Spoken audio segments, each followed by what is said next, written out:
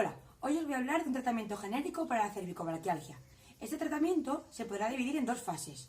La primera es un tratamiento en camilla y la segunda su consolidación a través de los ejercicios. El tratamiento en camilla lo podemos dividir en 4 etapas. La primera y más importante es realizar una correcta valoración de la lesión.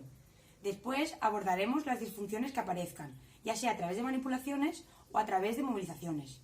Durante la tercera etapa nos centraremos en liberar toda la musculatura implicada.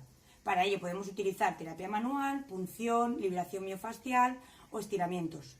Y por último nos centraremos en el trabajo del nervio, a través de neurodinamia o movilización neural. En la segunda parte del tratamiento nos centraremos en los ejercicios, que van enfocados a una reeducación muscular. Podemos utilizar ejercicios de fortalecimiento, coordinación, estabilidad, estiramiento y automovilización neural. Quiero señalar que este tratamiento es genérico. Después en consulta cada paciente recibirá un tratamiento individualizado.